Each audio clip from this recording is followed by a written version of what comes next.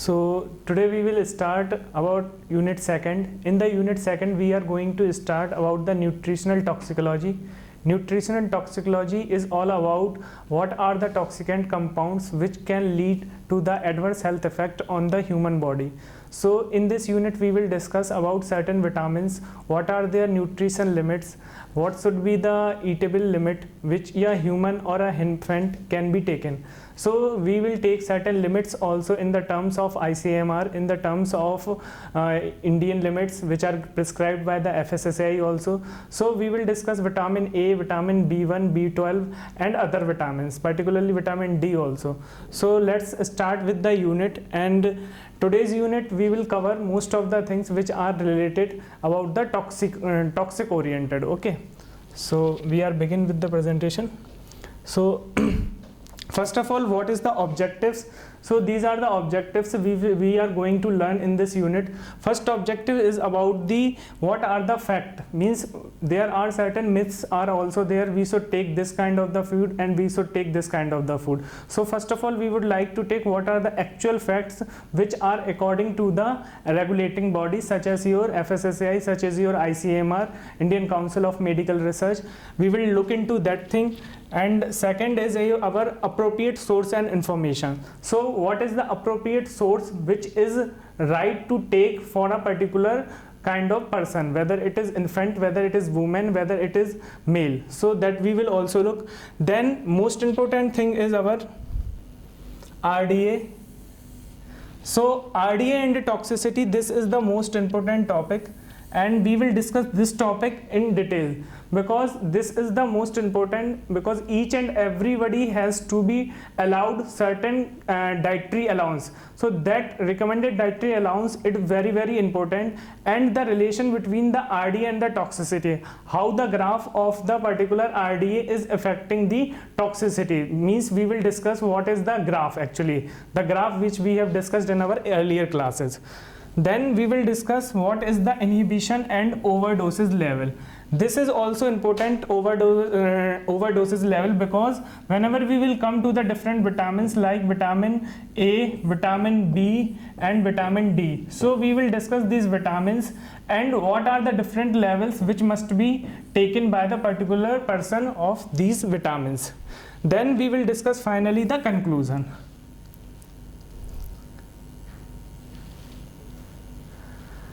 Now coming to the basic definition. What is the basic definition of the nutrition toxicology? So we will discuss what is the basic definition of it.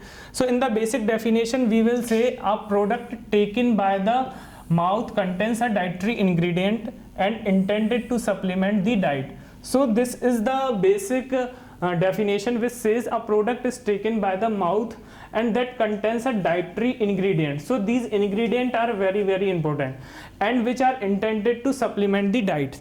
It means that whatever the person is taking and whenever it is going to intend to take into our body, so that is known as your intended supplement. Now what are the dietary ingredients that may be included? So as I told you, there are different nutrition things which are present in our food. For example, our vitamins, then minerals, then herbs or botanical, then amino acids and other substance. So today we will discuss particularly our vitamins, then minerals and then herbs. So these are very important thing, because vitamins we are taking in our body from the vegetables, minerals are also from the vegetables. So in these sources there are certain toxic compounds. These toxic compounds are related with our daily intake, and daily intake is there because we are taking vegetables and the fruits on the daily basis only.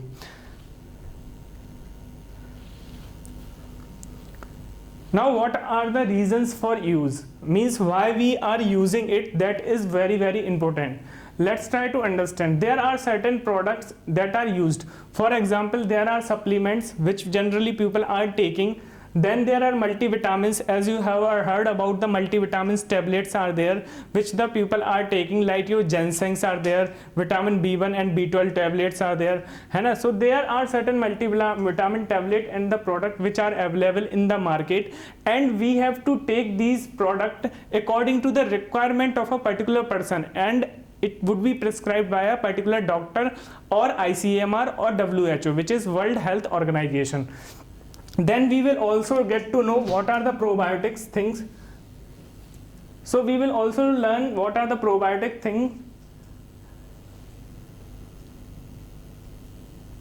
Okay, so we will learn what are the probiotic things, what is the turmeric and disease of the modulation, and finally we will discuss about the omega-3 fatty acids. So omega-3 fatty acid is a very big concern across the world, because this is not only helping to reduce the acute diseases but also helping to reduce the chronic diseases. These chronic diseases are such as your diabetes, which is also known as sugar. Second, it is your cardiovascular diseases. Third is your arthritis. So these are your diseases which can be cured up to a certain limit with the help of these omega-3 fatty acids. So we will discuss one by one these things, and particularly we will discuss this turmeric, because turmeric is a natural compound which is easily available in our homes, and we generally take in our homes in the form of powder. Generally we used to mix in the vegetable in our daily eating, and it is helpful because not only it is antimicrobial, but it having a capacity to produce the immunity also in the long term. So whenever you will see the turmeric, you can not only associate in the terms of the nutrition value, but there are certain toxic compounds which can come into the picture due to the turmeric. So these toxic compounds are very, very important, and we will discuss what are the relation between the turmeric and the toxic compound, because these toxic compound can lead to you acute diseases or the chronic diseases. So we will discuss this, and last but not least, probiotics. So probiotics drinks are bifurcated into two parts. First is your prebiotics and second is your probiotics. So we will discuss this probiotic, and probiotic generally example is your Yakult. Yakult is a drink which is prepared by the Japanese company, and we will discuss this Yakult. So this is very important, and we will discuss the probiotic and prebiotic also.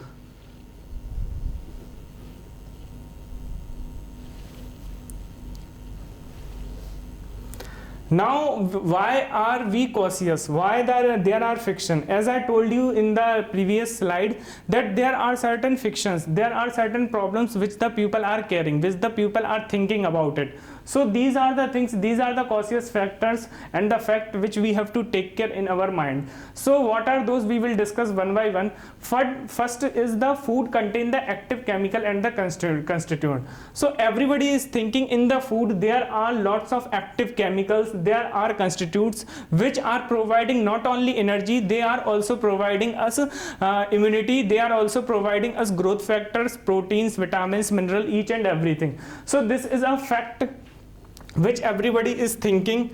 Now what is the fiction?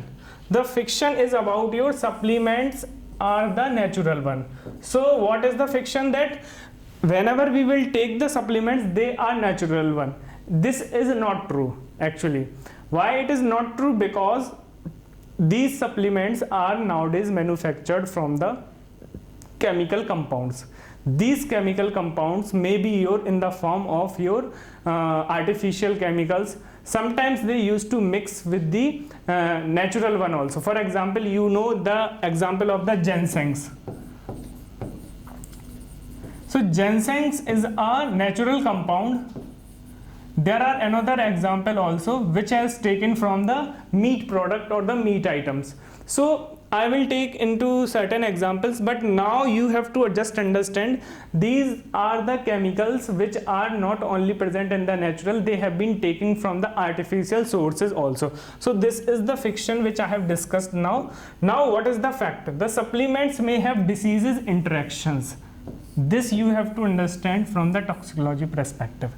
Why you have to understand? Because every man or every woman, according to their age, whatever their age is there, according to their age, their need is different. Their need for their body is different, because maybe they have comorbidity, maybe they are suffering from another disease, existing disease. So if a person is suffering from the existing disease, it means the interaction for a particular food that particular person having a different.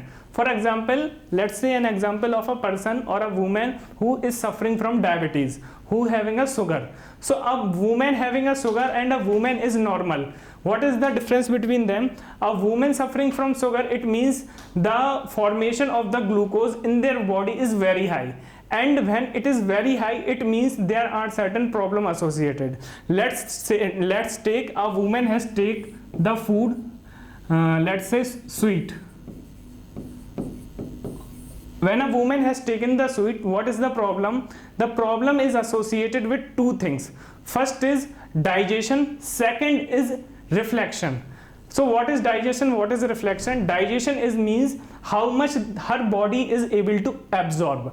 Absorb means, let's say if a food is providing 100 calories and the woman is able to take, let's say 50 calories, means the input output ratio is 50%. But when a person is suffering from diabetes, when a woman is suffering from diabetes, the input output ratio of the sugar will increase. It may be reached up to 90% because the factors which are responsible to degrade these sugars are not present. When they are not present, it means the woman having a very high ambiguity to body to absorb these nutrients. So that is the thing which we have discussed in the disease interaction. Now second is your supplements may be taken in any disease. So this is also a myth, means we can take them any disease. It is not like that. If a person from cardiovascular diseases, or if a person is suffering from, let's say, sugar, both the people having a different reasons to take in the food. So if a person is suffering from the cardiovascular diseases and he will take the fat, he will take the trans fat, it means there is a chance of increase in the blood pressure or the BP. So these are the factors which are associated, because according to the food, the things are associated according to the interaction. So that is the important factor. Now coming to the next one. Now supplements cause the adverse health effect, which I have mentioned there. Next is your fiction is your, unlike the drugs, supplements do not cause the side effect. So what people are thinking, like if I will take supplements of vitamin B12 or vitamins, there would be no disease at all. And if we are thinking to take the supplements, they are free from any diseases, they are not going to interact our body in the terms of adverse health effect. So this is also like people think whenever they will take drug there is no side effect. That is also not true although. So this is our fiction, and what is the fact? Fact is they interact with the drugs and other supplements, means they are really having an interaction in our body. That is our fact.